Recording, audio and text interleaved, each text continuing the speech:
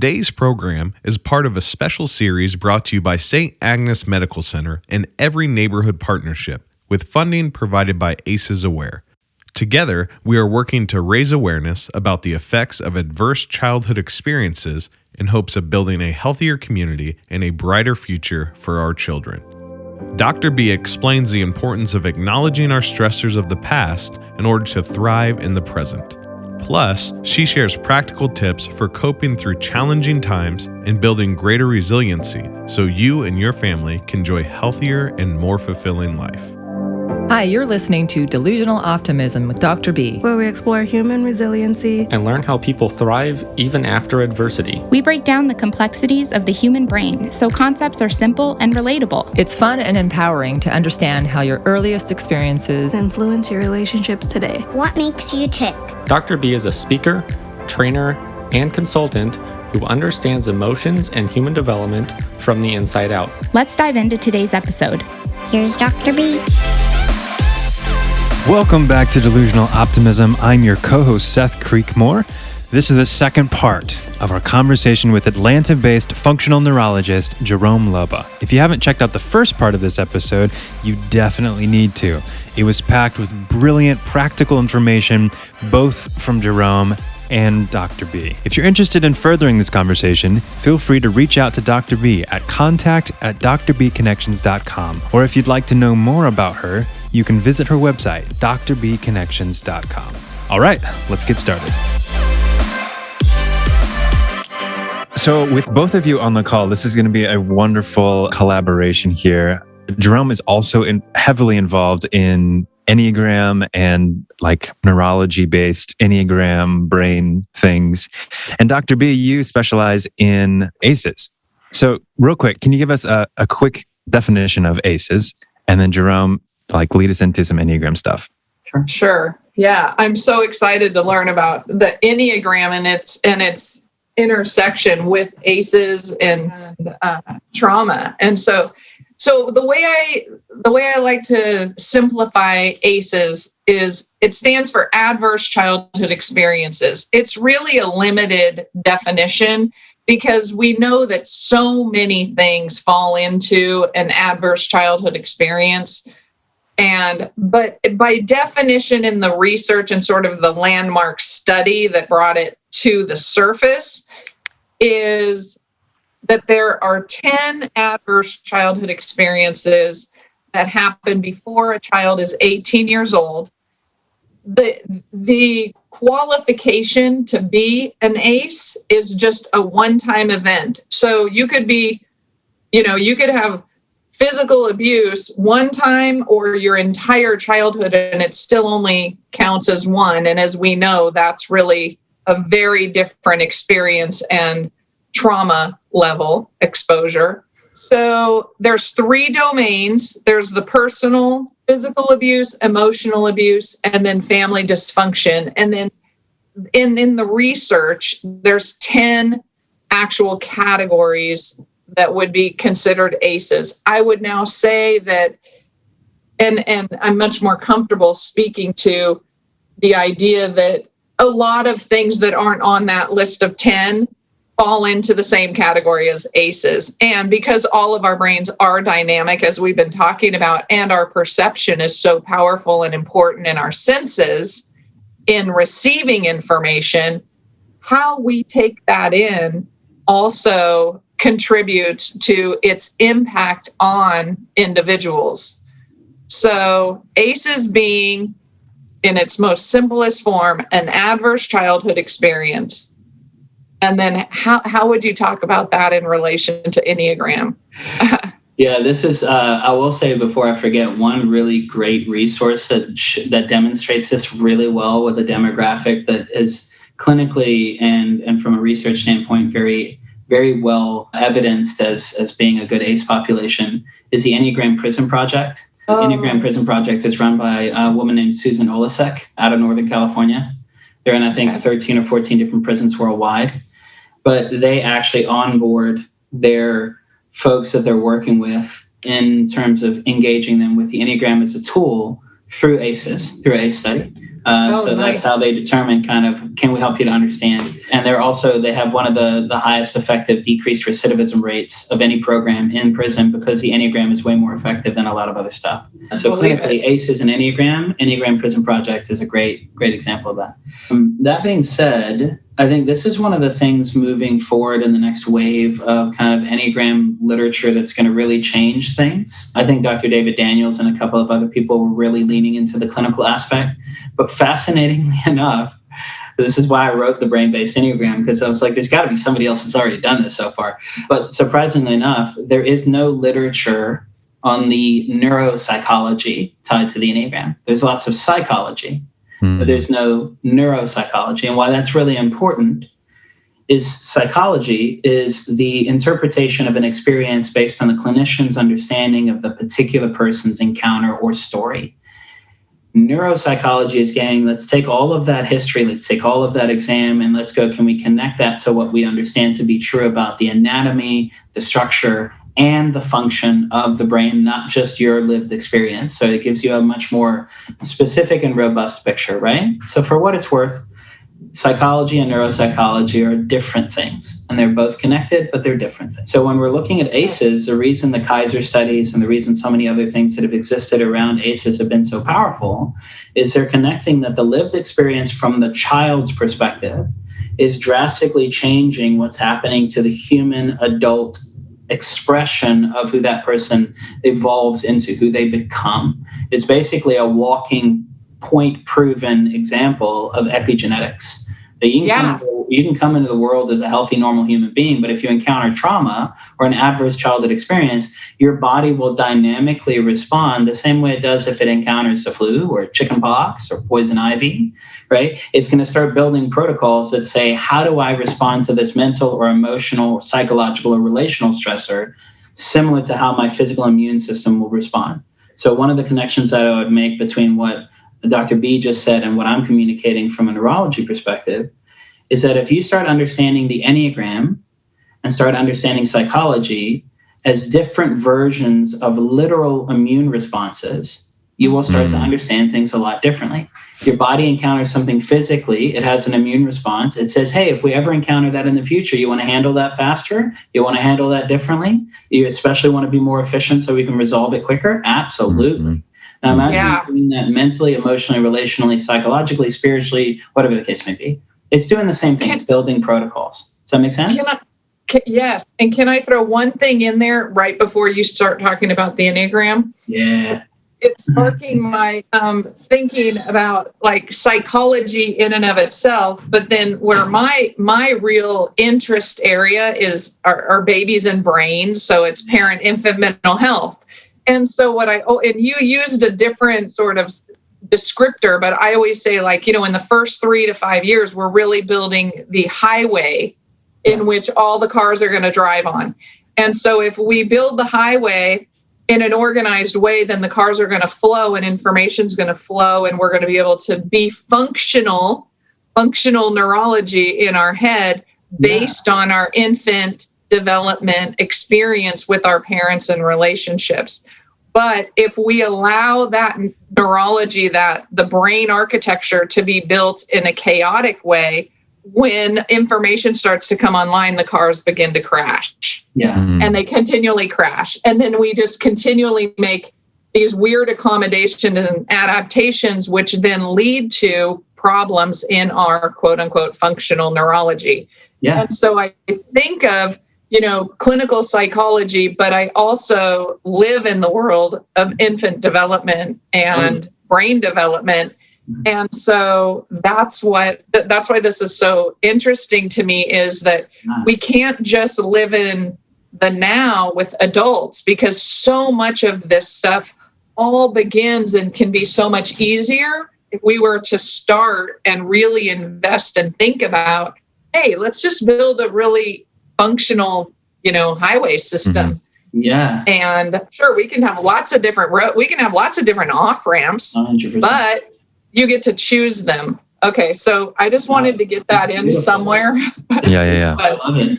And the space that you're talking about there, Dr. B, is so important, because this is the thing that helps everybody understand the concept of neuroplasticity.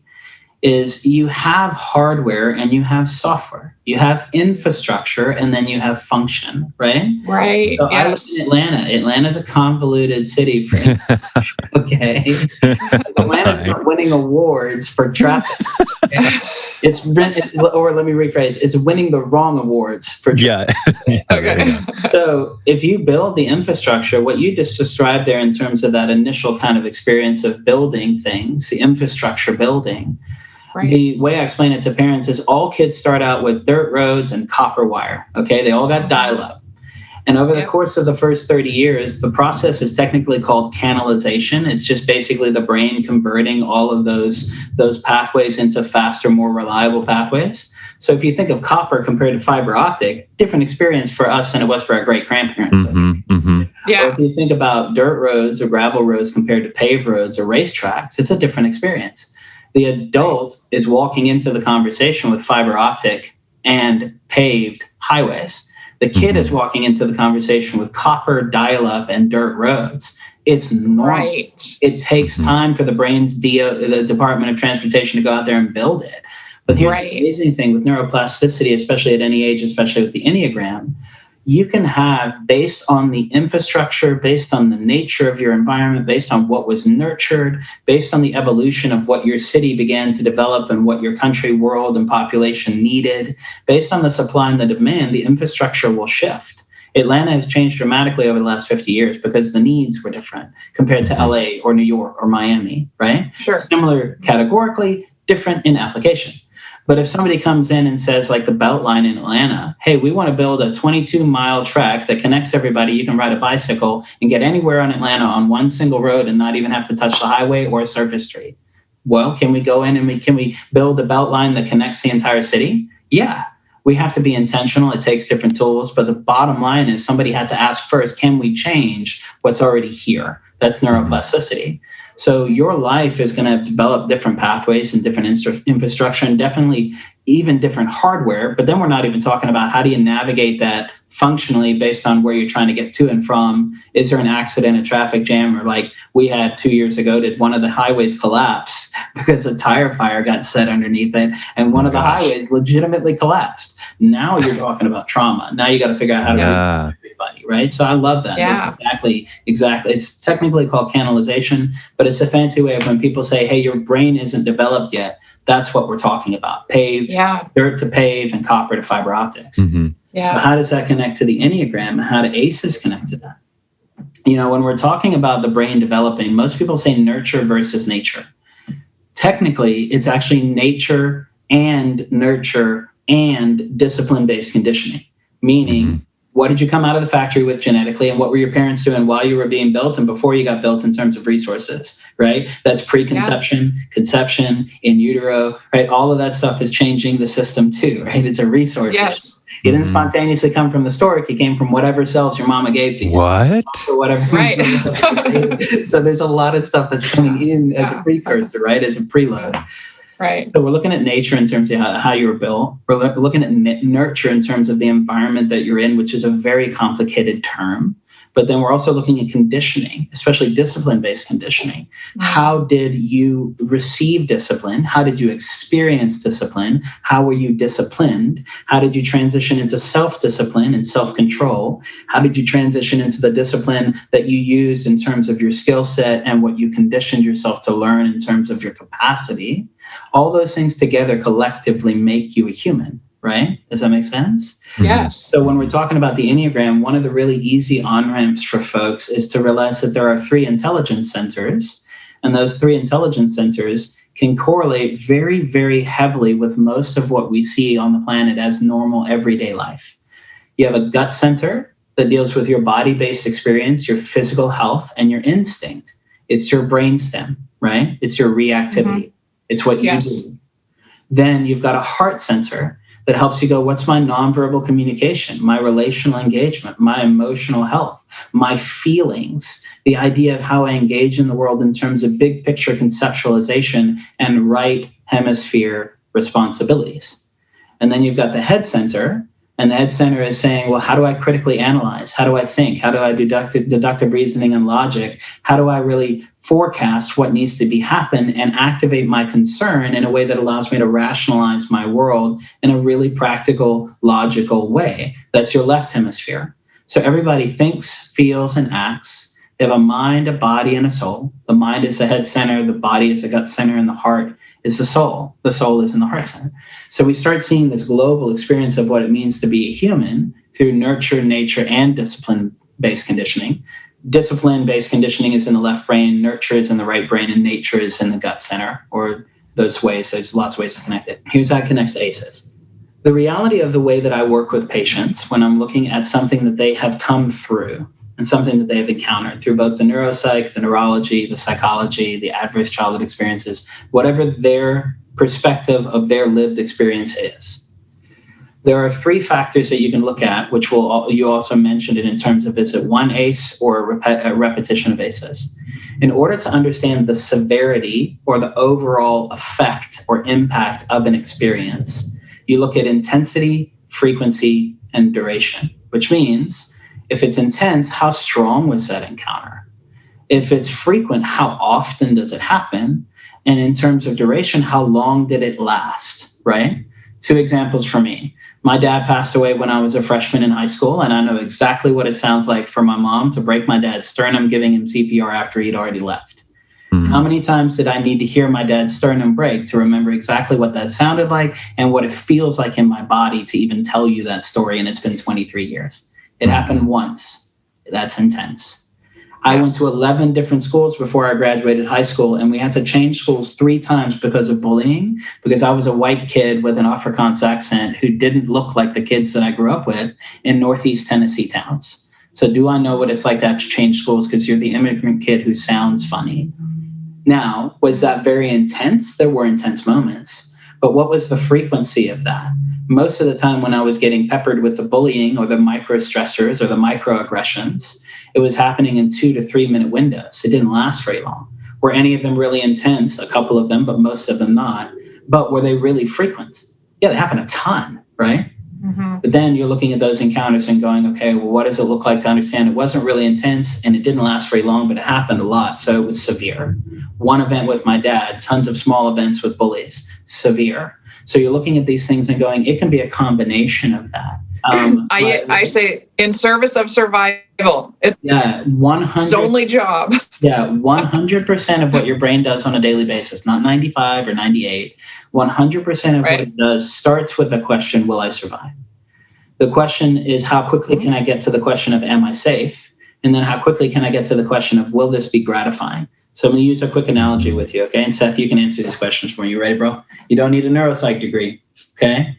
All right. Okay. If a bear is chasing you in those Indiana woods, you go outside and all of a sudden that rabid dog from your next door neighbor who doesn't know how to get tied up properly runs wild and you're running for your life, okay? You're running from a bear in the woods or somebody's chasing you with a gun. What are the chances that you're asking, am I safe?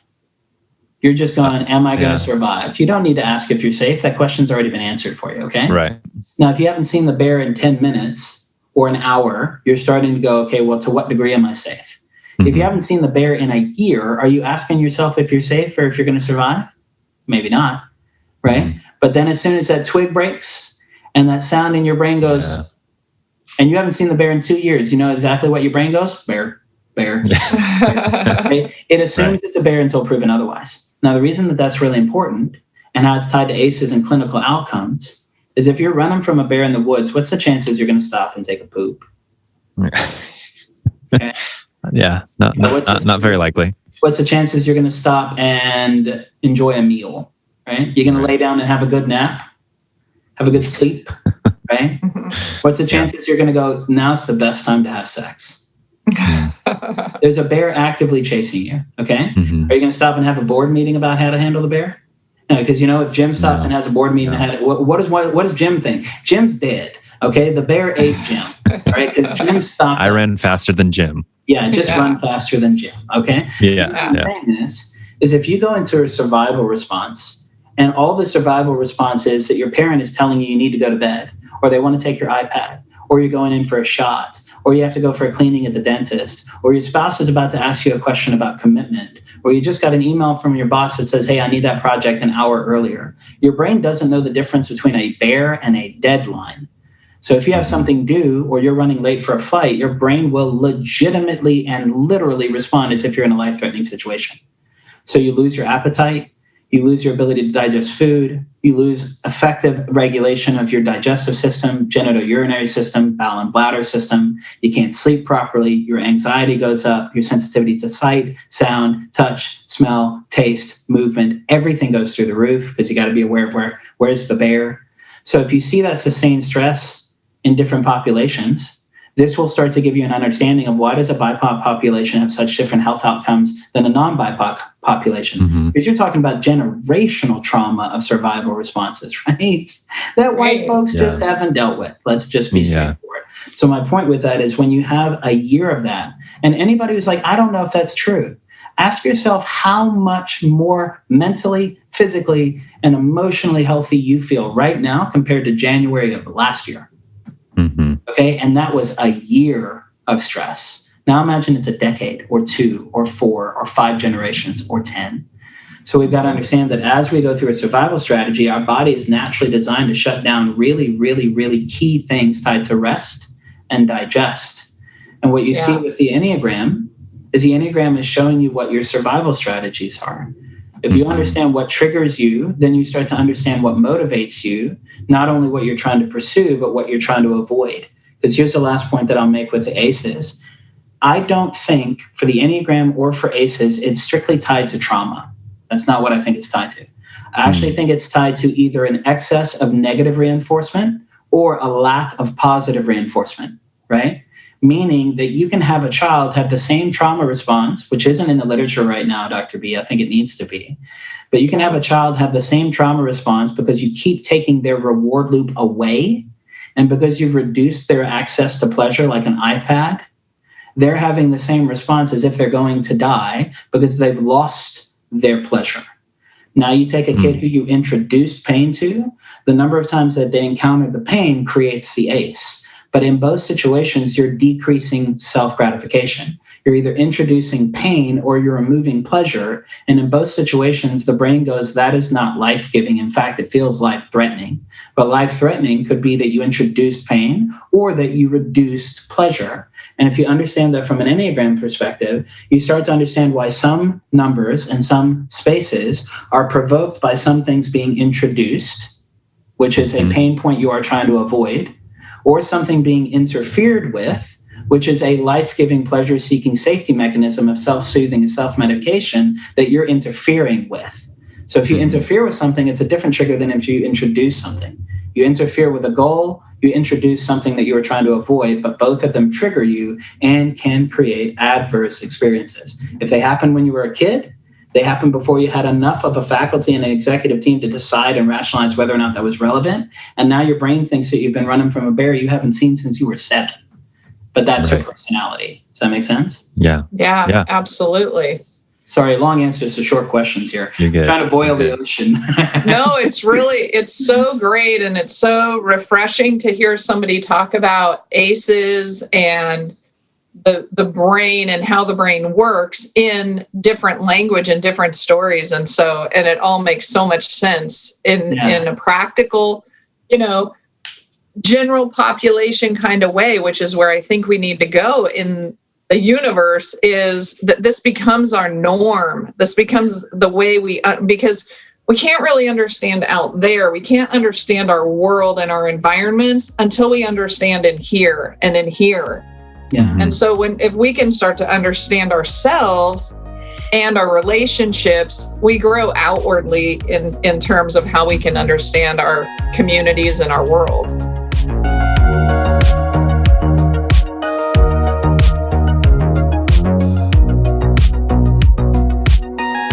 Yeah.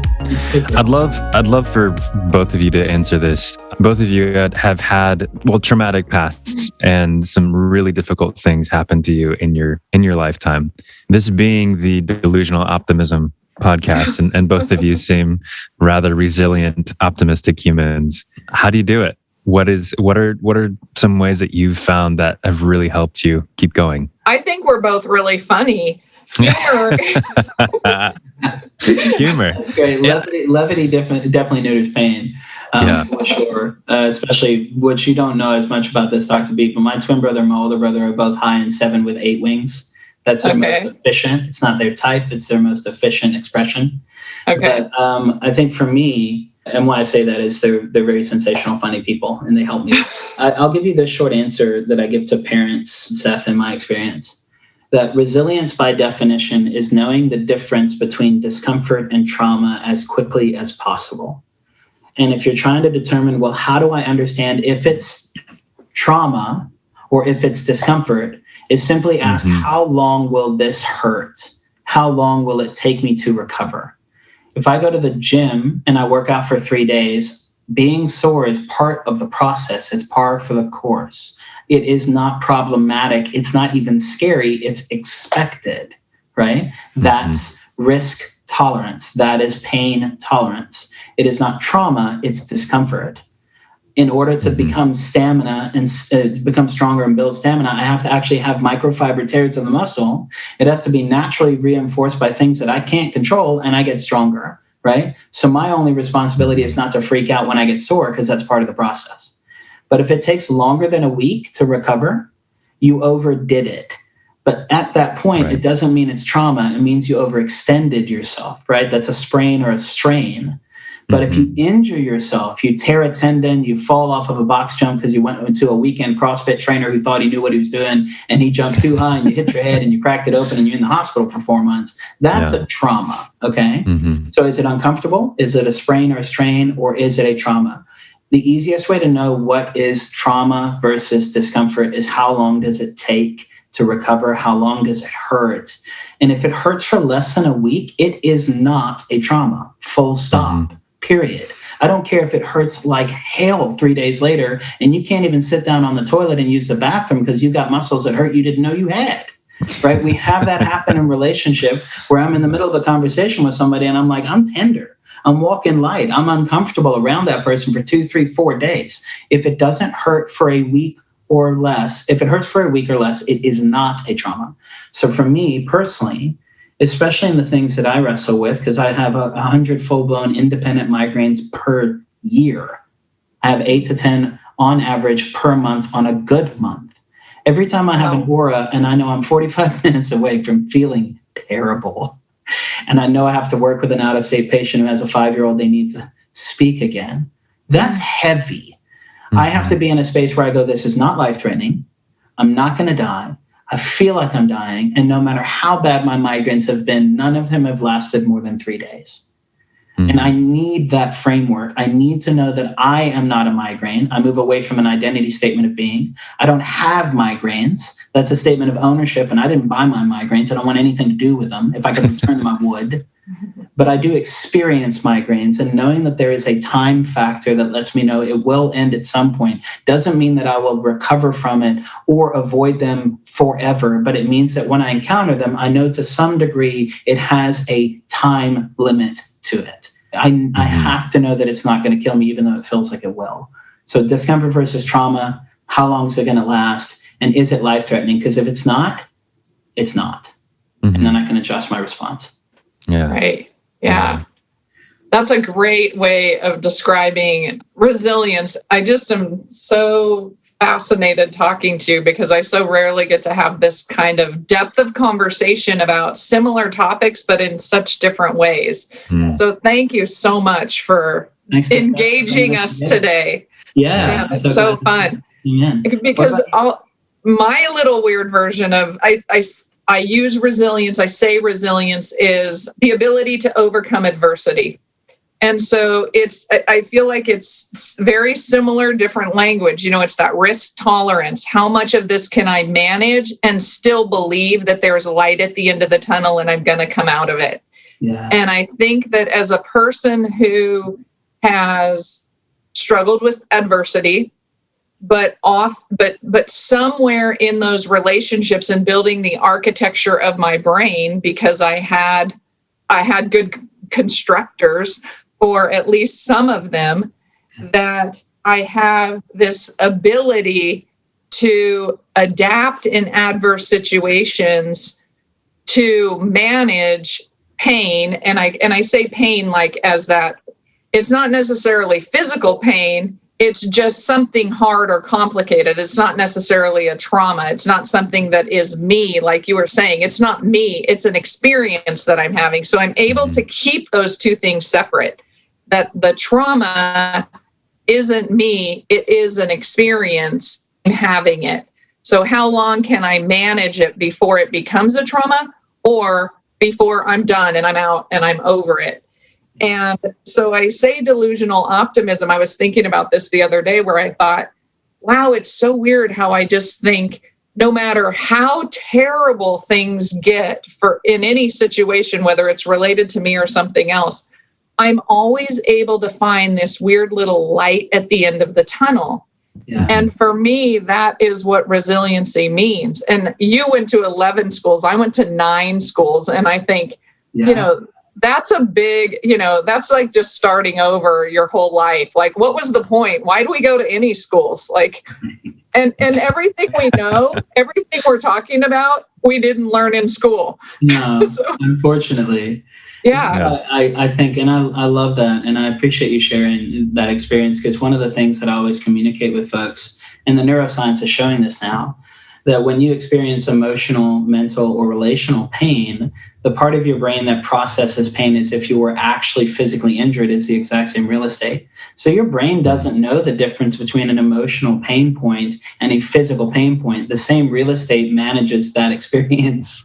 So it's like, oh, well, at least you don't have shoulder pain. Yeah, you know what? I have the pain of having lost my spouse and one of my kids died in a car accident. You want to trade? It's not a competition. Mm-hmm. It's literally the same part of the brain processing it, and it gives us a chance to offer a lot of grace to each other to go, man, that's really hard for you because it's relative to your threshold. If we start understanding the pain is relative to our own threshold, man, it helps us to understand why I can go through what I can go through, but also understand for somebody who has 3 migraines a year and they never have had any, why it's their hardest year too, right? Mm-hmm. Yeah, I hear you talk about migraines, and I think I might have 1 migraine a year and think, and I'm pretty sure I'm going to die. Yeah. And so then I think, oh my gosh, how do you do that? Okay, he does it. There's that's resilience, right? That's resilience. That is absolutely resilience. But that's the other point that I wanted to make too, is that we have to be so careful about not getting into ACEs competitions and trauma, who's got it worse than who and when, because timing is so key. Yeah. And our support system around us play a part in that. And so different things, like we need to, I listen to people do ACEs surveys and I'm like, oh, I have 4, I have 9, I have 6, I have 2. So who's worse off? And in the grand scheme of things, we know that somebody with an 8 can actually have a much more satisfying life than somebody with a 2. But we talk about it in such shallow terms that like everything about you is your number of ACEs. And it's not like that at all, because the fact that I have more ACEs probably than average actually makes me a delusional optimist and love my life more than, anything, because I have this level of appreciation for so many things that I wouldn't have had prior to certain very traumatic experiences. Yeah. If you take the last 2 minutes, Dr. B, and you just substitute the word ACEs for Enneagram type, you just described most people's issue with the Enneagram. Yeah. Okay. It's the nature of tribalistic and nationalistic thinking, and everybody is so over-identified with their diagnosis. And if people understand that ACEs and Enneagram are diagnostic, not diagnoses, it will change the way you engage in it. It is information, not a verdict or an indictment. It's something that helps you to understand how you got here, and then you get to decide based on neuroplasticity where you go. But if you over-identify with type or experience, you get boxed in, and now you have this tribalistic, nationalistic kind of response that we see in the world today. And before I forget, Seth, because I know we're over time and you got to run, brother, can I give a couple of book recommendations for listeners? that I think might be helpful. Absolutely. Yeah. Functional neurology perspective. Yeah. Anything by Dan Siegel. Anything. Oh, yeah. Anything. Whole Brain Child. Developing Mind. Yeah. Whole Brain No Drama Child. Discipline. 1, 2, 3 Magic is a fantastic book. Attached by Dr. Levine, if you haven't started reading about attachment theory. But then for functional neurology, anything by Norman Deutsch, Doidge. The brain that changes itself and the brain's way of healing. He calls them neuroplasticians. That's the same thing as a functional neurologist. But when you're thinking, I need a story of somebody that did something hard, read a story about a Parkinson's patient who fixed himself because he just learned how to slow down, physically slow down, right? Wow. So Norman Deutsch's work, Dan Siegel's work, those people have incredible stuff, and also access for people in all the spectrums is NACIBM or NICABM, the National Institute for Clinical Applied Behavioral Medicine.com. Yes. NICABM.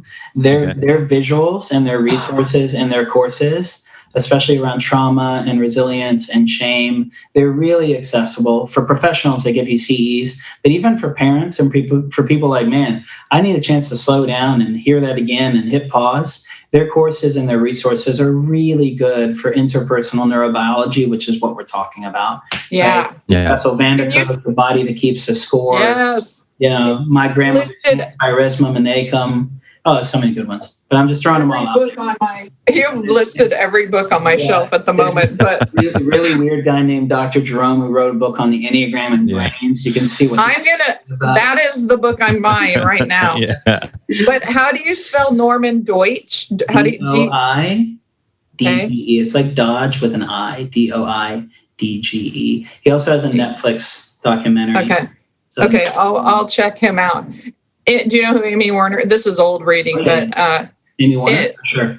Vulnerable but invincible. She is she's my Shiro, and that's who is like the mother of my dissertation. So, oh my gosh! And then you have the patron saint of Brene Brown. So there's lots of great. Of course, yes, of course, Brene. Yes, so awesome. Well, thanks so much, Jerome.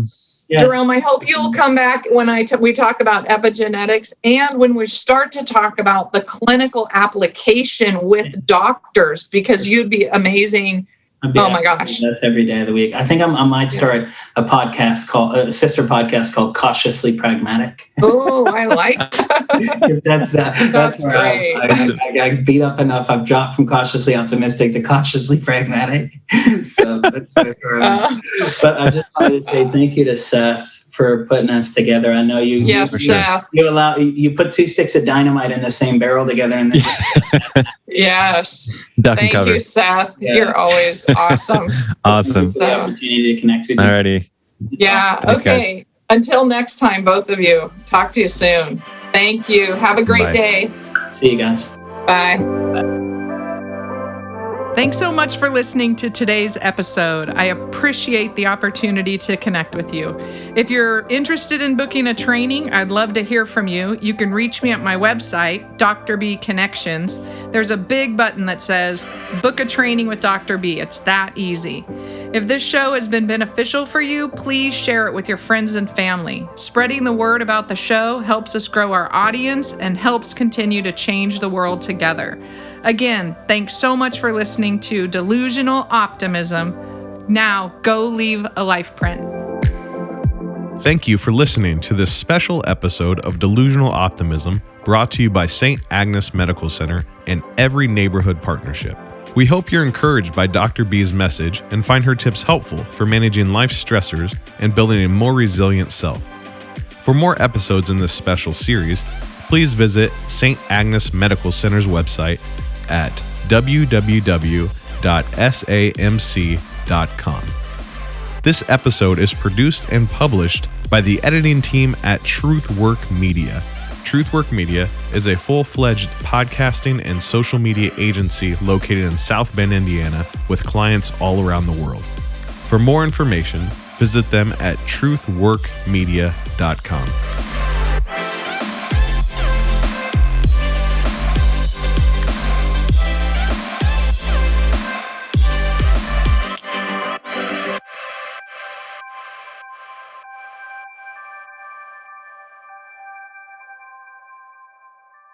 These materials and all discussions of these materials are for educational purposes only and do not constitute medical or mental health advice. The presenter is not a licensed mental health or medical service provider. If you need medical or mental health care or advice, you should contact your doctor or therapist, or you can contact your insurance company for a referral. This show and all of its contents are copyright 2020 Dr. B. Leave a Life print. Reproduction or use requires written consent of Dr. Kristen Beasley.